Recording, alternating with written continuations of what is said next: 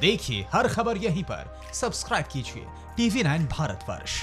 ED ने मौलाना साद के साढ़ू और बेटे से जो पूछताछ की है उसकी बहुत अहम डिटेल्स हमारे सामने आ चुकी है, वो हम आपके साथ शेयर करने जा रहे हैं। मौलाना साद के रिश्तेदारों से सवाल किया गया है, लेकिन सवाल क्या थे और जवाब क्या मिले ये अब हम आपको बता रहे हैं। सवाल, पैसा कहां से आता है? जवाब यह दिया गया कि यह पैसा मरकज में आने वाले जमाती देते थे।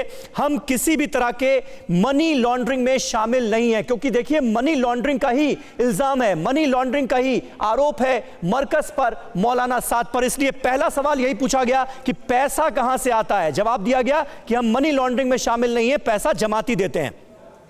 सवाल दूसरा क्या था? मरकज के अकाउंट और पैसे का हिसाब किताब कौन रखता है? जवाब यह दिया गया कि हमारा सीए रखता है, जो चार्टर्ड अकाउंटेंट है मरकज का, निजामुद्दीन मरकज का, वो ये सारा हिसाब किताब रखता है। सवाल तीसरा था, विदेशों में जो पैसा भेजा जाता था उसके पीछे मकसद क्या था? इसका सीधा जवाब नहीं दिया गया। यह बहुत अहम सवाल था कि विदेश जो पैसा मरकज के जरिए भेजा जा रहा था उसका मकसद क्या था, मोटिव क्या था, क्यों पैसा भेजा जाता था, लेकिन इसका कोई सीधा जवाब नहीं दिया। मौलाना साद के बेटे और साढ़ू ने टालने की कोशिश की गई इस सवाल को।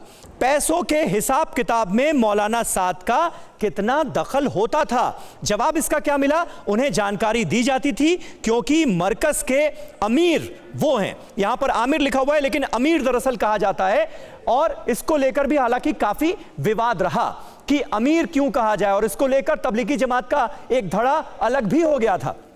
बहरहाल सवाल यह पूछा गया अगला कि ज्यादातर पैसा कहां से आता था, कैश का हिसाब कैसे रखते हो? जवाब दिया गया कि ऐसा कुछ नहीं है, अलग अलग देशों से जिससे जो बन पड़ता है था वो देता था, यह जवाब दिया गया। तो देखिए बहुत ही संतोषजनक जवाब जो हैं वो इस पूछताछ में नहीं दिए गए हैं, मौलाना साद के साढ़ू की तरफ से, उसके बेटे की तरफ से।